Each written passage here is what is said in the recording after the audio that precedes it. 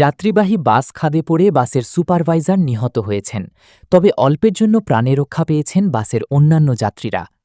রোববার সকাল 10:30টার দিকে ঝালকাঠি বরিশাল আঞ্চলিক মহাসড়কের রায়াপুর বটতলা এলাকায় এই দুর্ঘটনা ঘটে। জানা গেছে, পিরোজপুরের মঠবাড়িয়া থেকে ছেড়ে আসা নাহিদ সুপার পরিবহনের একটি বাস একটি সিএনজি চালিত অটোরিকশাকে পাশ দিতে গিয়ে নিয়ন্ত্রণ হারিয়ে সড়কের পাশের খাদে উল্টে পড়ে। এ সময় বাসের নিচে চাপা পড়েন সুপারভাইজার মনির হোসেন। পরে উদ্ধার করে হাসপাতালে নেওয়া হলে কর্তব্যরত চিকিৎসক তাকে মৃত ঘোষণা করেন।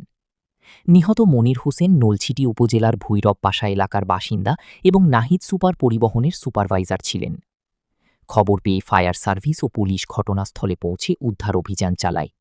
ঝালকাঠি ফায়ার সার্ভিসের ভারপ্রাপ্ত উপসহকারী পরিচালক শ্রীবাস বাড়ুই দুর্ঘটনা ও একজনের মৃত্যুর বিষয়টি নিশ্চিত করেছেন। গাড়ি সাইড দেওয়া আর একটা গাড়ি আছে, তার পিছনে আলফা ছিল, আলফা সাইডে যাইয়া সে মাটি থেকে গড়িয়ে পড়িয়ে গেছে। একজন উদ্ধার করছে, বাকি আছে কিনা উদ্ধারের পরে বোঝা যাইব। মোহাম্মদ বেলায়েত হোসেন, ইন্সপেক্টর তদন্ত নলছিটি থানা।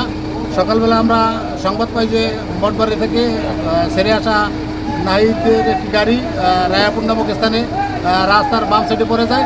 তাৎক্ষণিক সংবাদ পেয়ে আমরা ঘটনাস্থলে আসি। ঘটনাস্থলে এসে যাত্রীদের নিরাপদে দেওয়া হয়। বাসের সুপারভাইজার নিহত হয়েছে, তাকে ঝালকাঠি জেনারেল হাসপাতালে প্রেরণ করা হয়েছে। তাৎক্ষণিকভাবে আমরা আমাদের পুলিশের রেকার ঘটনাস্থলে আছে, পুলিশ কার্যক্রম চলতেছে। গাড়ি উদ্ধারের জন্য আমরা আপ্রাণ চেষ্টা করতেছি। পরিস্থিতি স্বাভাবিক আছে।